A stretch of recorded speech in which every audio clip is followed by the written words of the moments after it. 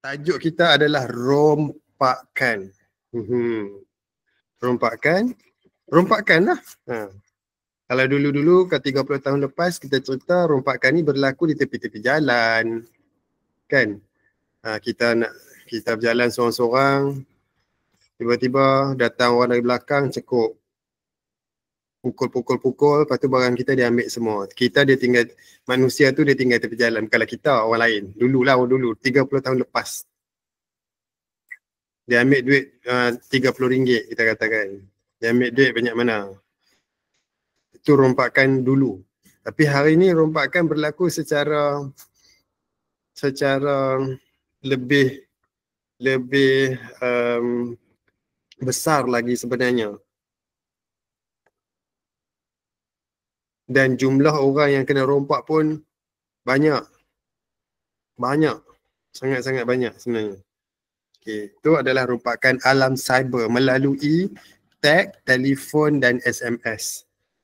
Ini antara benda yang saya akan sampaikanlah petang ni. Jenis-jenis scam berkaitan dengan tag tu, bagaimana dia buat kerja dan sedikit contoh kes, contoh sebenar kes, dan bagaimana kita boleh elak daripada menjadi mangsa rompakan alam cyber. Rompakan alam cyber ni benda nyata tau. Kita kena faham betul-betul. Dia bukan benda yang cerita-cerita untuk menyedapkan cerita ke. Tidak, dia memang benda nyata. Benda yang betul-betul berlaku. Ni adik-adik kat depan saya ni kan. Kena faham tu. Benda tu benda yang memang betul-betul berlaku. Rompakan itu betul-betul berlaku.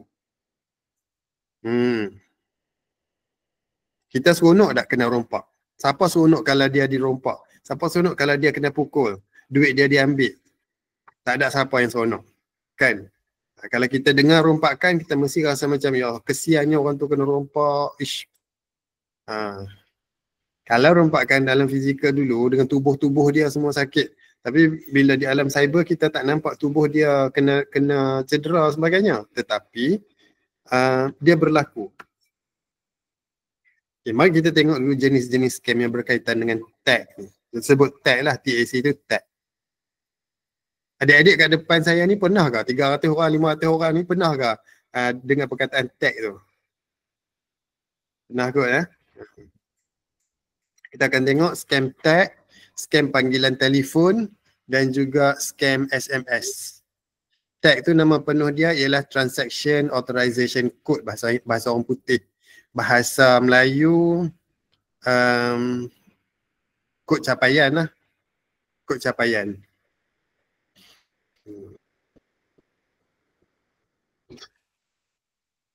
Okey. Ingat tu. Jenayah alam cyber antaranya adalah rompakan. Ya, kita ni dalam rangka untuk memahami tentang memahami ancaman-ancaman di alam cyber kan. Penting tu untuk kita betul-betul faham. Right. Antara ancaman-ancaman di alam cyber, satunya yang besar adalah rompakan. Duit kita boleh hilang. Duit mak kita boleh hilang. Nanti bila kita besar, ni lah adik kat depan saya ni, adik-adik kat depan saya ni, nanti bila dah besar, duit tu boleh hilang kalau kita tak jaga betul-betul, kalau kita lalai. Dia ni semuanya berpunca daripada kelalaian sebenarnya. Kelalaian kita. Bila kita berada di atas alam cyber, kita lalai, maka dia boleh berlaku. Tapi kalau kita beringat, dia okey. Okey. Panas pula. Alright.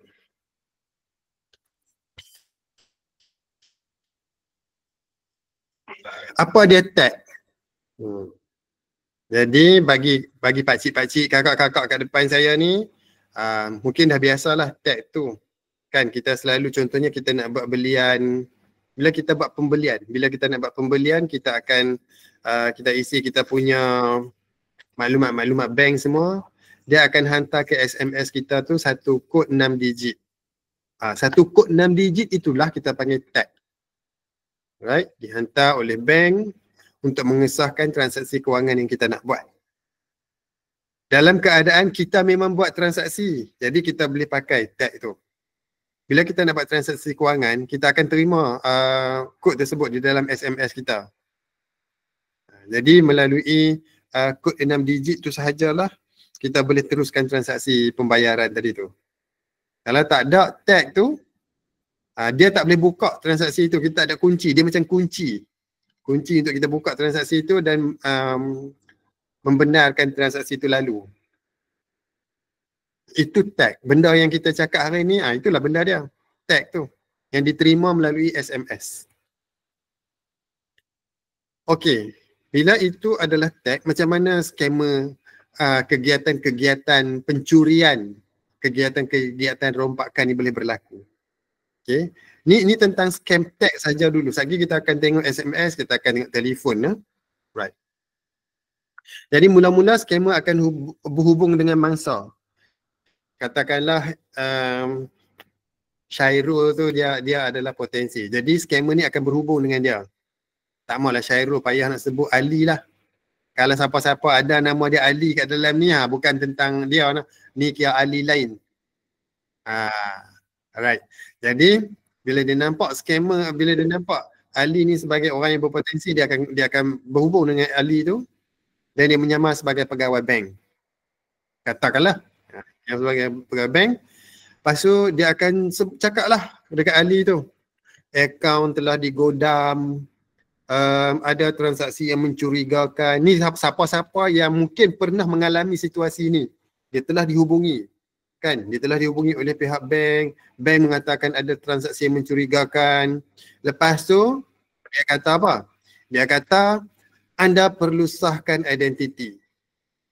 Lepas tu dia akan minta Ali bagi tag yang dihantar oleh bank tu. Dan bila mangsa bagi tag tu, skamer tadi tu terus curi duit. Simple sahaja step dia, kaedah yang skamer ni guna sangat simple. Tapi mereka sangat licik sebenarnya. Mudah ya kan? Mula dia berhubung, dia menyamar sebagai pegawai bank.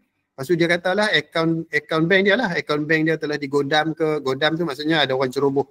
Akaun dia kena ceroboh. Akaun dia kena ceroboh ke. Ada transaksi yang mencurigakan. Lepas tu dia suruh sahkan identiti melalui tag tadi tu. Bagi saja tag. Bila kita bagi saja tag, habislah dia akan boleh masuk duit. Dia boleh masuk ke akaun kita dan terus curi duit. Mudah. Dia boleh berlaku dalam masa beberapa minit saja. Kalau kita tidak berjaga-jaga. Anak-anak yang dah remaja sikit tu ingat. Kan? Kalau kita bukan kita pun mungkin kita kena pesan kat kakak-kakak, abang-abang kita kena beringat benda-benda tu. Contoh dia kata, encik, kami daripada bank A, bank X tu maksudnya bank apa-apalah, bank Islam ke, bank Maybank ke, bank simpanan nasional ke. Kami daripada Bank Simpanan Nasional ada transaksi luar biasa dari akaun encik. Kami perlukan tag untuk batalkan transaksi itu. Okay. Itu dihantar kepada kita. Lepas tu dihantarlah tag tu. Kita pun bagi kat dia tag. Kan? Bila Ali tadi ni dia bagi sahaja tag tu kepada nombor tersebut, dia akan terus masuk dan curi duit. Itu scam tag. Ni berleluasa berlaku. Saya yakin kalau ada orang-orang kat dalam, kalau ada audience saya ni, audience tu apa? Kalau ada tetamu-tetamu saya ni yang dah agak dewasa, dia memang pernah berhadapan dengan situasi itu. Ataupun ahli-ahli keluarga kita yang lain. Kita pernah dengar cerita daripada orang lain sekurang-kurangnya kan. Memang kita pernah. Sebab dia sangat berleluasa. Sama ada orang yang terima mesej tu, dia ikut, dia berfikir sejenak ataupun dia tidak berfikir, dia terus rasa dia kena ikut arahan tersebut. Itu yang membezakan. Itu scam tag. Right. Yang kedua, scam panggilan telefon. Ni cerita betul tau. Hard tag tadi tu betul. Yang panggilan telefon ni pun betul. Kalau kita pergi ke SKMM, kita akan dapat lihat laporan-laporan yang telah direkod. Ui, banyak sungguh kejadian-kejadian. Banyak. Adik-adik nanti balik boleh cerita dekat mak, ayah semua tu. Kena berhati-hati. Okey. Kalau panggilan telefon, apa yang berlaku adalah scammer ni dia akan buat panggilan palsu dan menyamar sebagai sama ada polis, sama ada bank negara. Ni kes-kes yang berleluasa ni. Dia menyamar sebagai polis, dia menyamar sebagai bank negara, dia menyamar sebagai LHDN, mahkamah. Ada lagi lah yang lain-lain pun. Tapi yang 4 ni dia memang sangat popular. Ada mungkin tuan-tuan dan puan-puan dekat depan saya ni pun pernah mengalami. Sebab kakak saya sendiri pun pernah alami kejadian itu. Kakak saya di kampung tak kerja apa. Kerja jual karipat je. Pagi-pagi buat karipat jual. Cukuplah, bolehlah makan. Bolehlah hidup. Sikit-sikit. Dengan bantuan anak-anak, sumbangan anak-anak bagi, bolehlah cukup. Tiba-tiba satu hari tu dia dapat panggilan daripada, dia tak tahu siapa dia. Orang tu kata dia adalah pegawai LHDN. Kan? Dia pun tak tahu LHDN tu benda apa. Kakak saya tidak bekerja. Itu cerita sebenar tu. Kakak saya cerita. Panggilan daripada bank negara tu, panggilan daripada mahkamah tu, ramai sangat orang yang memang kena. Orang yang memang kawan-kawan saya sendiri. Dia kalau macam kakak saya tu, orang kampung yang tidak bekerja, tiba-tiba diterima panggilan daripada LHDN, itu memang jelas-jelas panggilan tu panggilan palsu. Panggilan tu memang panggilan palsu. Sebab LHDN, kalau untuk adik-adik yang kecil-kecil lagi di depan saya ni mungkin tak berapa faham. Tapi mak-mak, ayah-ayah yang ada bersama dengan saya boleh faham. Itu cerita dia. So adik-adik nanti boleh cerita dekat mak-mak juga bila balik. Kalau kita duduk di kampung pun kan, kalau ada panggilan-panggilan yang macam ni, panggilan daripada polis ke, bank negara, LHDN, mahkamah semua tu, cakap dekat mak ayah tu, panggilan tu tok sah layan, terus letak telefon. Kalau dia kata empat-empat ni, terus letak telefon. Tidak benar. Semua tu palsu. Kalau nak buat helah kat mereka, nak perangkat mereka balik, bolehlah. Okay. So kakak saya dah panggilan cukai tak bayar lagi. Saya tak ingat dah dia punya cerita detail dia tu. Tapi bagi seorang kakak di kampung kerja, kan? Jadi dia pun tidaklah bertindak apa-apa juga kepada bekerja sebagai guru, bekerja sebagai kerani pejabat mana-mana, bekerja sebagai apa-apalah, pegawai apa, menerima panggilan daripada LHDN, daripada mahkamah, daripada bank semua, mereka mungkin akan terpengaruh. Tapi kena tenang sejenak, fikir balik. Betul ke pejabat-pejabat ni semua, polis lah, bank, negara semua ni, kalau dia nak berurusan dengan orang, dia call saja, pegawai mahkamah. Mahkamah nak call, telefon saja. Sebenarnya adik-adik semua, tuan-tuan dan puan-puan kat depan saya ni, ingat, pihak-pihak ini tidak berurusan dengan telefon. Mereka tidak berurusan dengan telefon. Dia kalau dia nak berurusan dengan dengan masyarakat, dia mesti melalui surat. Selalu dengar kan kita sebut, ataupun orang sebut kena ada black and white dah, kena ada hitam putih kan. Jadi dia akan buat panggilan melalui surat. Kita panggil hitam putih, bukti. Dia tak akan melalui telefon. Itu kena ingat betul-betul. Jadikan yang tu sebagai pedoman betul-betul. Supaya bila kita terima panggilan-panggilan macam tu, ni bukan panggilan benar. Kalau yang benar, dia mesti melalui surat. Hitam putih. Telefon bukan hitam putih. Kan? Okay. Dan taktik selalunya mereka akan buat masa jadi panik dulu. Dia buat panggilan tu, lepas tu dia akan kata lah, anda terlibat dalam kes pengubahan wang haram. Lepas tu dia akan minta maklumat peribadi. Panik lah, pengubahan wang haram ke, anda telah didapati bersalah begini ke, apalah kan. Lepas tu dia akan minta maklumat peribadi. Dan kadang-kadang tu dia guna nombor telefon, yang nombor telefon tu betul-betul nombor telefon yang kita percaya, nombor telefon. Tapi kita kena ingat balik, dia nak minta nombor peribadi kita tu, dia tu siapa? Kan? Kita boleh bertanya balik kepada mereka. Kalau kita lupa tentang yang saya pesan, kata semua tu kena ada surat dan sebagainya tu, jangan lupa untuk bertanya. Buat panggilan ni daripada mana, apa benda semua, ataupun senang sebenarnya letak balik saja. Tak payah teruskan perbualan.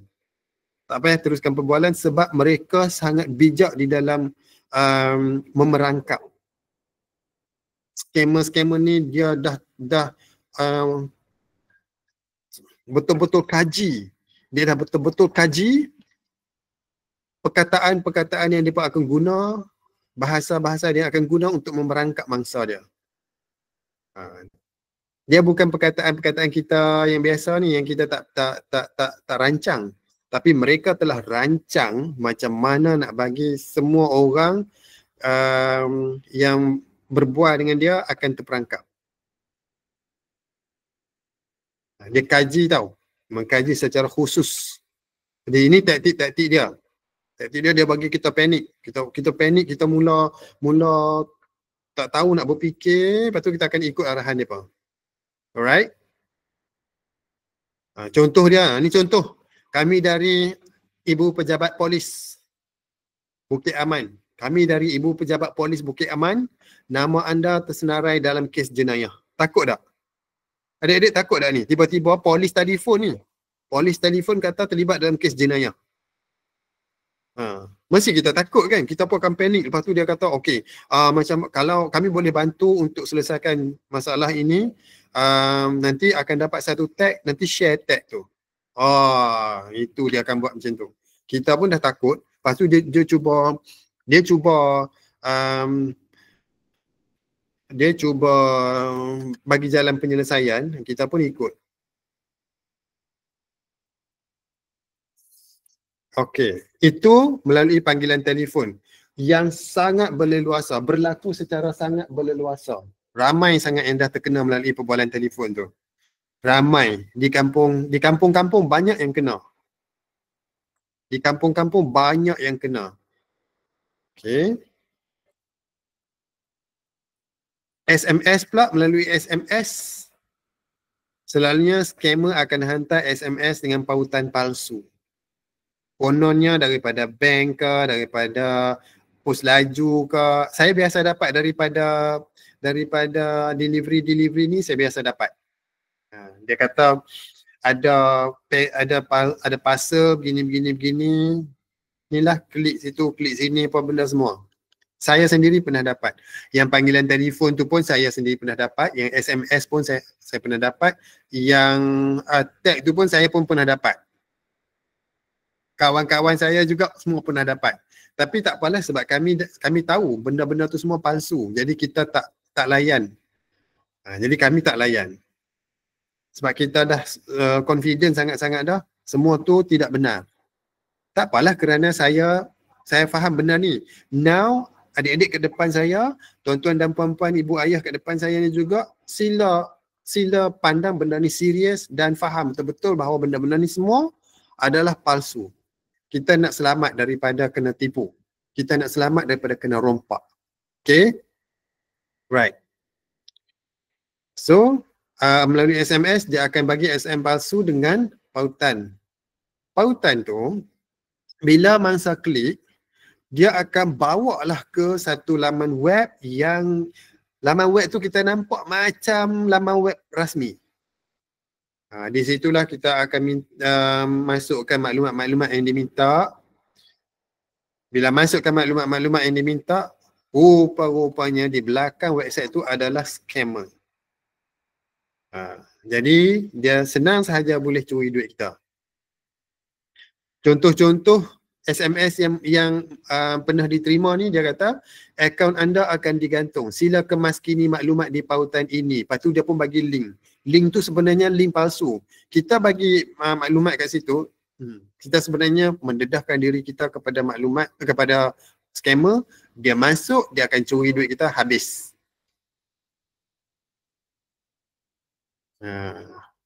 Ingat, bila kita terima SMS tuan-tuan dan puan-puan mesti tahu kan, sebelum adanya WhatsApp kita ada SMS dulu. Jadi di SMS tu dia bagi link, jangan kita klik. Baru-baru ni berleluasa sangat di pejabat saya. Okey, di pejabat saya sendiri ada 2-3 staff saya, handphone dia kena hack. Lepas tu scammer ni masuk dalam handphone tu, menyamar sebagai dia dan hantar link-link palsu ke semua nombor telefon yang ada di dalam handphone tu. Jadi semua orang terima link tu. Tetapi bila macam tu kita mudah nak kesan sebab semua orang dapat mesej yang sama daripada si A ni yang dia share link-link tu kan. Jadi masing-masing bercerita, dia tu, kita pun terus tahu kata dia sebenarnya orang sebenarnya yang hantar WhatsApp tu, link tu adalah scammer. Handphone dia rupanya dah kena hack dah. Kita boleh tahu sebab dalam satu pejabat tu semua terima mesej yang sama. Itu mudah kita nak kesan. Tapi kalau dia hantar kita di kampung-kampung, kan, dia hantar kepada kita ni semua ni yang di kampung-kampung ni, kita bukannya tahu pun bahawa semua orang di situ tu ataupun di hantar kampung ni, kita tak dapat maklumat tentang dia ni pun dapat, dia ni pun dapat. Kita tak dapat maklumat tersebut. Kalau di dalam office kita boleh nampak, semua orang dapat mesej ni, maksudnya mesej tak betul. Nampak tak? Faham kan? Baik. Kita kena jaga-jaga. Jangan layan sama sekali. Ambil masa berfikir. Bila dapat mesej-mesej macam tu, ambil masa berfikir dulu. Bila yang telefon tadi tu, bila dia call, kita kata kita ada urusan lain, nak kena letak dulu, kalau penting nanti call semula. So dia tak boleh buat apa. Okey, ini contoh SMS yang disebarkan oleh Kementerian Dalam Negeri. Saya ambil daripada Kementerian Dalam Negeri, saya sharekan di sini sahaja. Ini contoh-contoh dia lah yang scammer guna ni. Maaf, isteri saya telah tersalah daftar nombor telefon encik di bank. Boleh encik forwardkan SMS yang encik terima kejap lagi. Saya perlu buat transaksi segera untuk bayar bil hospital. Ni SMS dia kan. So pesan daripada Kementerian Dalam Negeri, jangan kongsi nombor keselamatan bank, nombor tag kepada mana-mana individu. Abaikan SMS, WhatsApp daripada orang yang tidak dikenali dan hubungi pihak bank untuk menyekat perbankan internet. Segera. Ini pesan daripada Kementerian Dalam Negeri tau. Adalah dalam website Kementerian Dalam Negeri, saya bawa mai sini. Saya sampaikan kepada tuan-tuan dan puan-puan. Kena faham ni. Macam saya, macam SKMM, Nadi melalui Paragon, melalui semua telco-telco yang ada, telah menyampaikan maklumat kepada tuan-tuan dan puan-puan. Kerajaan melalui Kementerian Dalam Negeri dah sampaikan maklumat kepada tuan-tuan dan puan-puan. Sekarang ni sepatutnya kita semua dah jelas.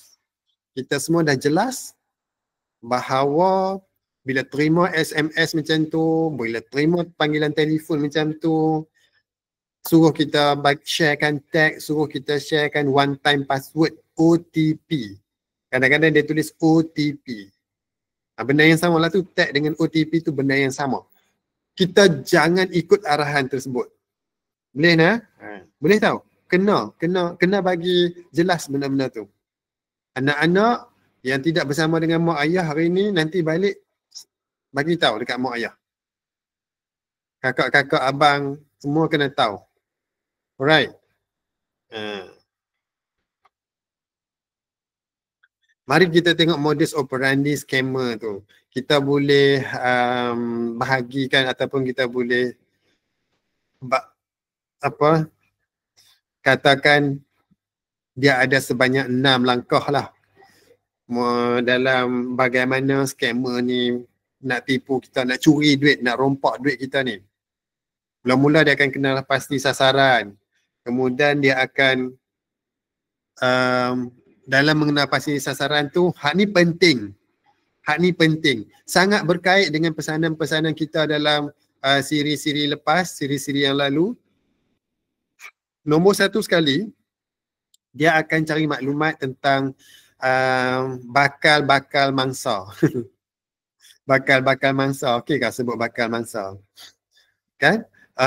Melalui media-media sosial. Ataupun dia boleh generate saja nombor rawak. Di media sosial tu kita duk share-share tu semua tu maklumat penting kepada scammer tau. Tuan-tuan dan puan-puan, scammer ni dia ada golongan sasaran dia sendiri. Dia ada golongan sasaran dia dah. Dia akan cari maklumat-maklumat siapa yang nak bersara ataupun baru bersara. Maklumat berkaitan dengan persaraan lah. Contohnya cucu dia pesan, oh Tok nak majlis persaraan Tok. Majlis persaraan nenek. Puak bubuh kat sana. Dia pun akan dapat maklumat. Apa tu? Wow, perempuan ini akan bersara. Wow, duit dia akan banyak. Mari kita target dia. Saat bersara dapat banyak duit kan. Kalau untuk maklumat adik-adik kecil semua, kalau bersara tu orang akan faham dia akan ada banyak duit. Jadi scammer akan target dia. Ataupun mungkin kita sendiri, makcik-makcik sendiri selalu share dekat kita punya media sosial lah. Tak kira lah IG ke, Facebook ke, TikTok ke. TikTok boleh share kan tak? Okay, kita duk share kata, oh sunyi lah, tak ada kawan lah. Alangkah baiknya kalau ada teman bercerita lah apa semua kan. Itu pun scammer dia ada pula dia punya kaedah dia. Dia akan dapat maklumat, oh dia ni kesunyian. Mari kita target dia. Kita jadi kawan baik dia dulu. Lepas tu bila dah jadi kawan baik, dia akan target benda-benda macam tu. Benda tu, semua tu yang apabila semua tu menunjukkan kita perlukan orang lain, kita ada banyak duit, kita baru menang hadiah apa-apa ke. Wow, hari ni dapat cabutan bertuah 20,000, tak sangkanya. Wow, scammer pandang, wow 20,000. Mari kita target dia. Semua tu, itu adalah punca tau. Itu adalah punca untuk scammer target kita. Bagi tahu dekat mak ayah, kakak-kakak, abang-abang semua, benda-benda tu adalah punca lah.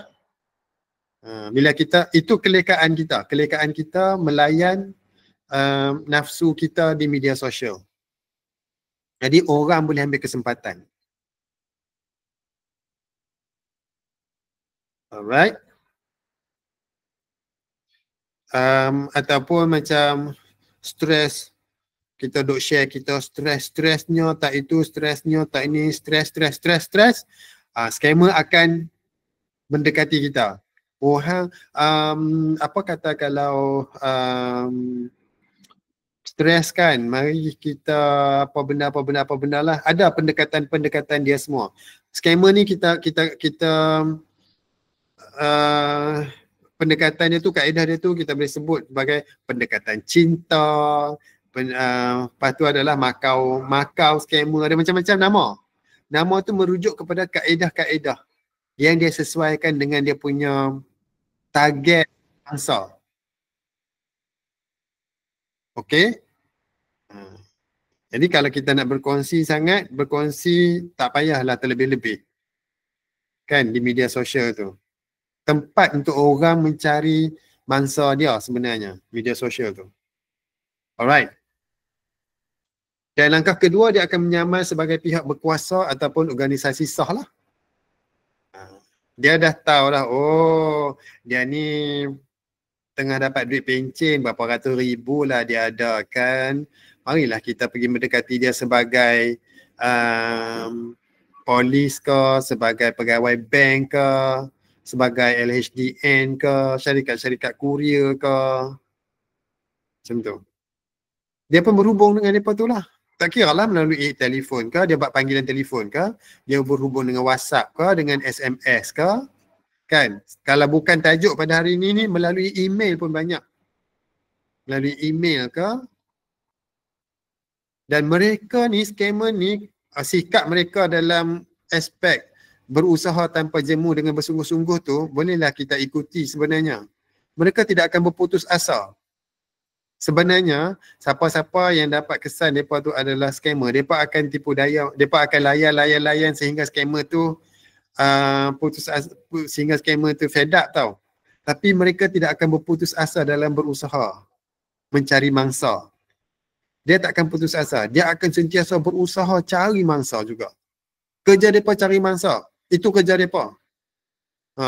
Kerja dia adalah memperdaya orang. Curi, rompak duit orang. Itu kerja dia.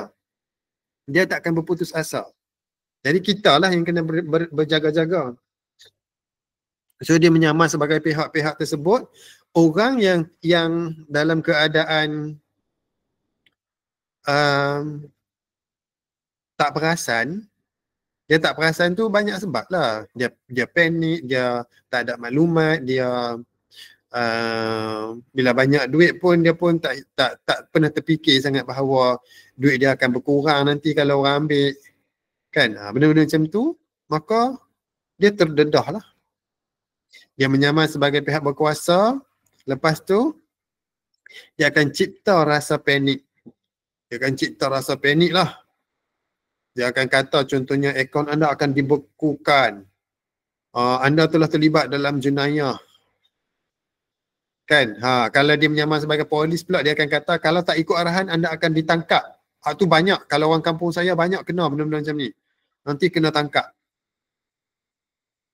Dan dia bercakap sehingga kita tidak akan sempat berfikir. Tak boleh nak fikir dah logik. Kita dah terpedaya, kita macam minda kita dah terperangkap dengan ancaman-ancaman dia. Dia mengancam. Kan? Tuan-tuan dan puan-puan mungkin ada di dalam ni yang pernah mengalami peristiwa ni. Kan? Kok lagi nak tumpang share pengalaman peribadi ke ataupun pengalaman kawan-kawan yang kita tahu secara direct ke. Saya alu-alukan di hujung lagi. Sebab benda-benda tu penting untuk seluruh masyarakat tahu agar masing-masing dapat mengelak daripada terus menjadi mangsa. Okay, so dia kata macam tu lah. Akan ditangkap.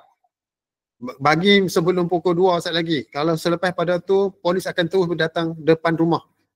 Polis akan datang rumah. Macam tu.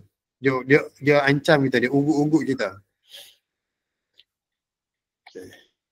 Dan selepas daripada itu, dia akan minta maklumat peribadi ataupun tag. Maklumat peribadi kita dia minta. Nama ke, telefon ke apa semua. Orang yang dah terperangkap, dia akan bagi saja.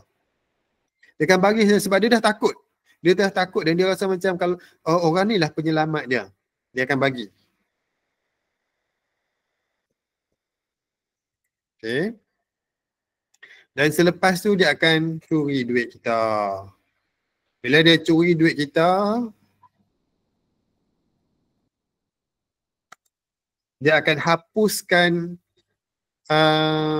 jejak-jejak yang ada. Akaun dia pun dia akan tutup. Tadi dia transferkan duit ke dalam akaun. Kan? Lepas tu, bila dah ni dia akan tutup akaun tu. Nombor telefon pun dia dah buang. Nombor telefon dia pun dah buang. Kita nak call pun dah tak dapat dah ke mana-mana. Masa tu barulah kita akan rasa, ni dah pasal apa call pun tak jalan, cek duit dah tak ada dah time tu. Sekelip mata tuan-tuan dan puan-puan. Adik-adik ingat dah, sekelip mata. Baru bila dah kita pun call pun dah tak jawab, tengok-tengok duit dalam akaun dah tak ada. Dah tak boleh buat apa. Kita buat laporan polis pun, polis hanya akan terima laporan sahaja.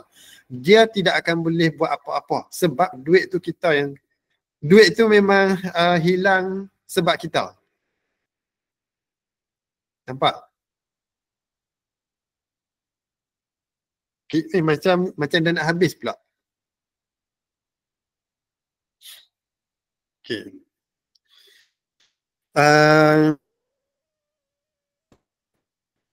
Sebelum tu saya suka nak ulang kat sini ni. Punca dia adalah memang ada yang yang dia dapat nombor secara rawak lah, dia cuba-cuba nombor tu, dia cuba-cuba nombor, kena nombor telefon kita. Okey, itu dia cuba-cuba. Itu dia tak kenal kita. Itu teknik yang biasalah, yang biasa. Tetapi banyak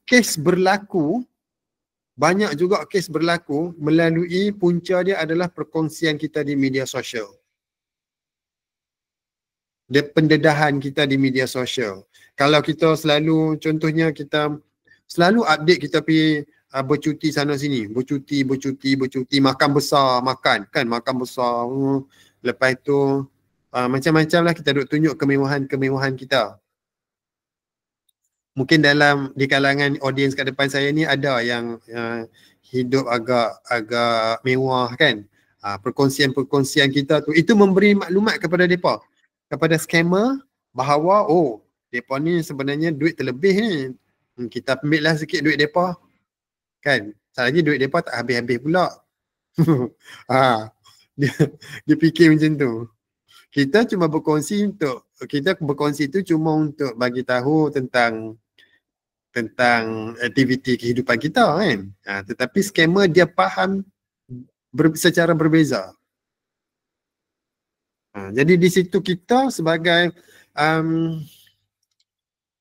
seorang manusia, kita perlu berhati-hati. Nak berkongsi boleh, tapi ingat ada awal-awal dulu, pertemuan-pertemuan awal dulu, saya pesan nak berkongsi boleh, tapi ada batasan. Bukan kata tak boleh, bukan kata media sosial tu jahat. Tak. Media sosial ni katakanlah sebatang pisau, sebilah pisau. Pisau tu bersalah ke? Pisau tu jahat ke? Kan? Pisau tu tak jahat. Pisau tu kita guna untuk potong sayur, kita guna untuk potong daging, kita guna untuk tujuan menguntung di dapur. Tetapi bila dia disalahgunakan oleh pihak yang tidak bertanggungjawab dengan niat yang tak betul, dia jadi bahaya. Pisau yang sama tu juga boleh digunakan untuk membunuh orang. Asalnya pisau tu tak salah. Kan? Benda tu sama. Analogi yang baik untuk faham tentang media sosial. Media sosial tak salah, tetapi ada pihak yang mengambil kesempatan. Itu yang dia jadi punca. Okey, faham macam tu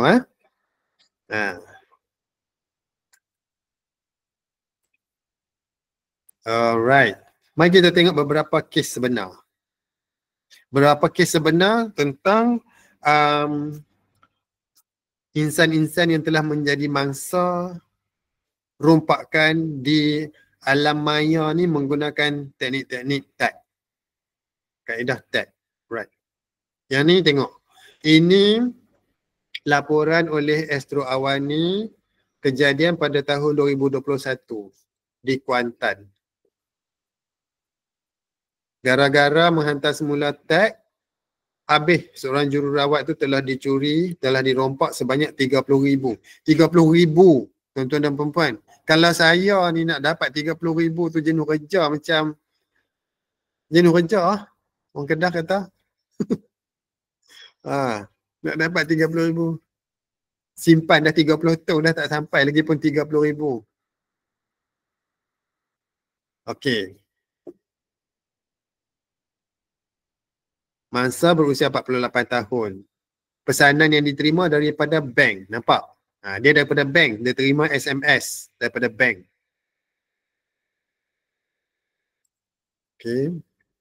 Bila dia bagi sahaja tag tu kepada pihak tersebut, maka dia mendapati akaun, daripada satu akaun tu hilang 15,000. Lagi 15,000 pun hilang juga daripada akaun tabung haji. Allahu Akbar, tuan-tuan dan perempuan. Kita simpan duit. Kalau saya tak tahulah. Bagaimana berlaku? Berlaku selepas dia menerima panggilan daripada pemanggil yang tidak dikenali ketika dia berada di rumah. Pemanggil tidak memperkenalkan diri, terus meminta mangsa menghantar kembali nombor tag. Okey, pemanggil memberi alasan dia tersalah daftar telefon. Dengar betul-betul ni. Dengar betul-betul supaya bila kita berhadapan dengan situasi macam tu ataupun situasi yang seakan-akan sama, jadi kita tahu benda ni tidak betul sebenarnya. Bayangkan yang ni nah.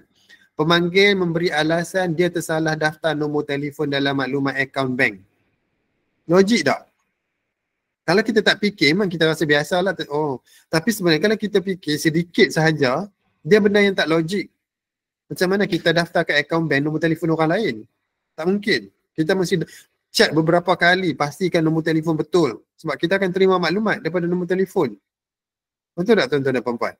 Boleh faham tak yang saya cakap ni? Kalau tak faham tanya orang sebelah. Alright.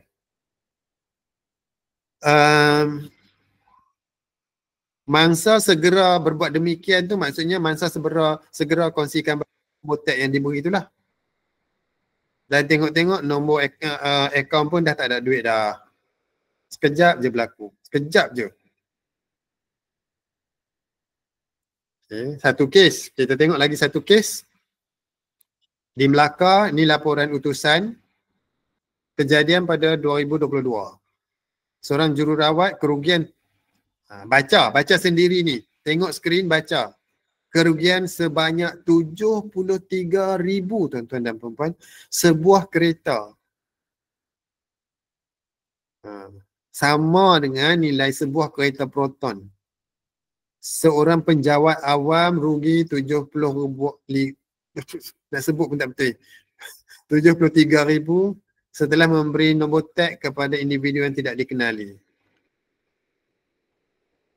Pada bulan Mac. Mangsa telah dihubungi seorang lelaki yang memaklumkan. Okey. Dia terima panggilan daripada seorang lelaki yang tidak dikenali. Orang lelaki itu kata, isteri saya, isteri dia lah, isteri penerima telefon panggilan tu. Katakanlah saya terima panggilan daripada seorang lelaki yang tidak dikenali. Lelaki tu kata, isteri saya telah silap daftarkan butiran perbankan dalam talian akan nombor telefon saya. Aduh. Suspek kemudian meminta mangsa menyerahkan nombor teks sekiranya menerima mesej kepada pihak bank. Lepas tu adalah bank yang hantar mesej pula. Okey, scammer ni dia akan bentukkan cerita tu kadang-kadang dalam situasi itu melibatkan pihak bank, pihak polis, pihak apa semua ni, ada macam-macam. Ada macam-macam pihak di dalam situasi itu. So nanti kita akan terima, dia bagi akan adalah bank akan WhatsApp, SMS kita ke, telefon ke, semua ada banyak-banyak pihak. Semua cerita dia nampak seperti betul. Tetapi asas dia bank tak akan berhubung dengan pelanggan secara telefon macam tu sahaja. Dia mesti ada hitam putih. Ingat tu. Mahkamah ke, polis ke, siapakah, dia mesti berhubung melalui hitam putih. Bukan panggilan telefon, bukan WhatsApp. Boleh faham tak? Ingat tu, pegang betul-betul. Okey. Lepas tu dia pun bagilah tag tu. Dia pun tak buat pengesahan lanjut, terus bagi tag dan kemudiannya menerima je mesej daripada bank mengatakan berlaku pemindahan berjumlah 50,000 daripada akaun mangsa. Dan ada lagi satu aktiviti pemindahan sebanyak 23,000. Lepas tu maksudnya dia sedar kata duit dia dah hilang daripada akaun lah. Pergi buat laporan polis. Buat laporan polis pun polis hanya boleh menerima laporan sahaja. Itu saya bercakap sendiri dengan polis. Kalau mangsa-mangsa ni pergi buat laporan, apa tindakan polis akan ambil? Polis hanya terima laporan sahaja. Nak ambil tindakan memang tak boleh bila duit dah kita sendiri yang transfer duit. Tak boleh buat apa. Tu kes kedua. Ini semua kes-kes sebenar. Adik-adik kena faham betul-betul, bagi tahu dekat mak ayah. Okay, ibu-ibu yang ada kat sini, bapa-bapa yang ada kat sini tu ambil maklum betul-betul, jaga diri. Okay. Cuba faham antara maklumat-maklumat yang benar, maklumat-maklumat yang palsu. Okay. Yang ini pula laporan oleh Berita Harian dalam tahun 2018. Balik pulau. 3 mangsa kerugian RM21,100 melalui tag. Alright.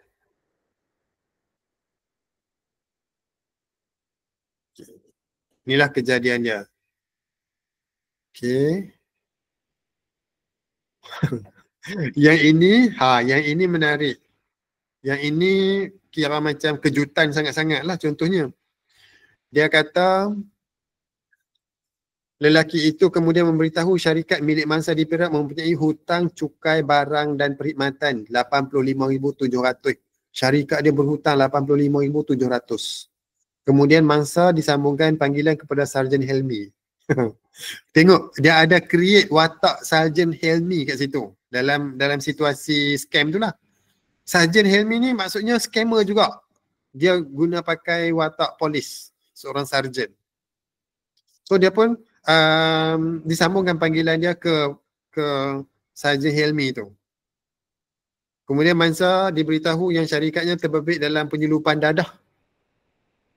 Syarikat dia terbabit dalam penyelundupan dadah serta penipuan dan diminta bercakap dengan Sarjan Wong dari Bukit Aman pula.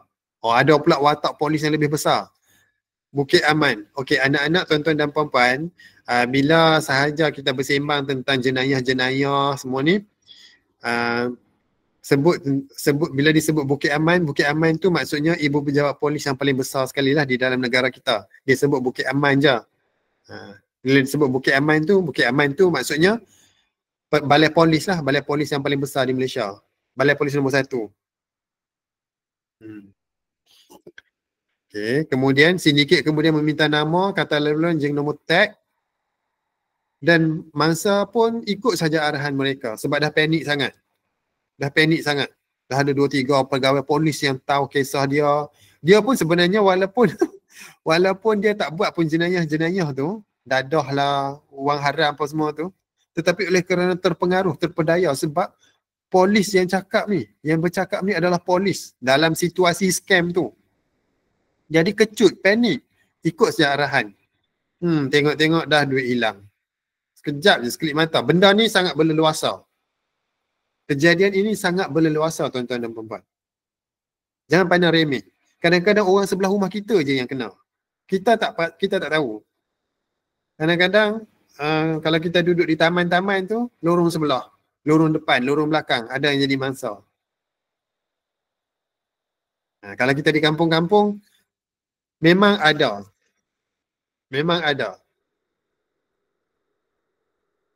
Okay. Habis, kita pun dah tahu dah tentang cara mereka bekerja. Kan? Kita dah tahu dah apa bahaya-bahaya dia, apa yang mereka boleh buat bila kita berkongsi maklumat-maklumat tersebut. Kita dah tahu cara mereka buat kerja. Ingat balik pesan saya tu, yang ayat-ayat semua tadi tu, ayat-ayat yang dia kata akaun dah kena godam lah, apa, tuan terlibat dalam jenayah lah, apa semua tu. Ingat, itu semua kata-kata yang dia akan guna. Terus matikan perbualan ke WhatsApp tu, SMS jangan jawab, jangan ikut apa semua, sebab tak tahu sudah. Okay. Mari kita tengok cara-cara untuk kita perlu ambil untuk mengelak daripada menjadi mangsa.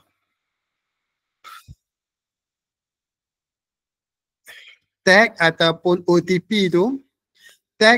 OTP hanya benar bila kita betul-betul ada buat transaksi. Selain daripada tu, jangan ambil kisah. Kalau kita tahu kita memang tak ada buat transaksi, jangan kita ambil kisah. Boleh? Jangan kongsi. Hanya bila kita buat transaksi pembayaran, baru kita akan diberi tag dan kita pun Kita pun guna tag tu untuk transaksi itu sahaja. Itu sahaja tag ni. Bila pihak lain tiba-tiba dia bagi kat kita tag, buat abaikan. Jangan kongsi tag yang diberi oleh mana-mana pihak tu yang bukan berasal daripada transaksi pembayaran kita. Abaikan. Bila kita terima SMS yang ada link-link, banyak link. Banyak SMS yang ada link-link ataupun WhatsApp. Abaikan. Tak usah klik. Dalam tu memang ada ancaman-ancaman terhadap kita, tetapi kita jangan klik. Ini pesanan daripada Kementerian Dalam Negeri tau. Kementerian Dalam Negeri. Dan bila kita ada terima SMS ke, kan, semak nombor telefon di laman rasmi. Kalau dia kata no, panggilan ini daripada mahkamah mana-mana ke, apa benda, pejabat agama ke, pejabat apa semua, semak nombor telefon tu. Dan ni senang je nak semak nombor telefon, masuk dia website, cari nombor telefon tu ada ke tak ada. Okay, boleh guna ciri tambahan, ciri keselamatan tambahan. Dan juga paling penting bila kita rasa kita terancam, kita dihubungi oleh pihak-pihak yang kita rasa mencurigakan, terus lapor kepada pihak berkuasa.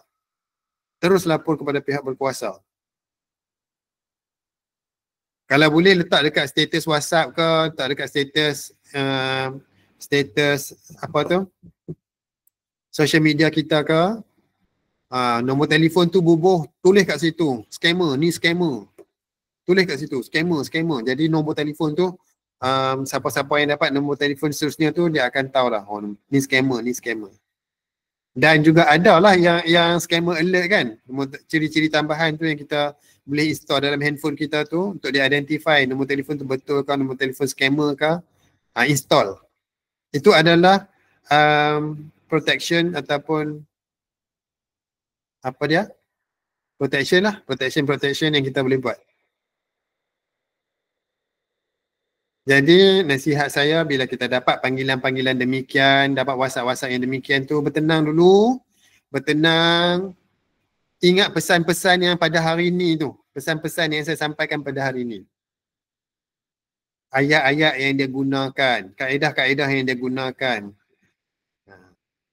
Dan semoga kita selamat daripada jenayah cyber. Terima kasih.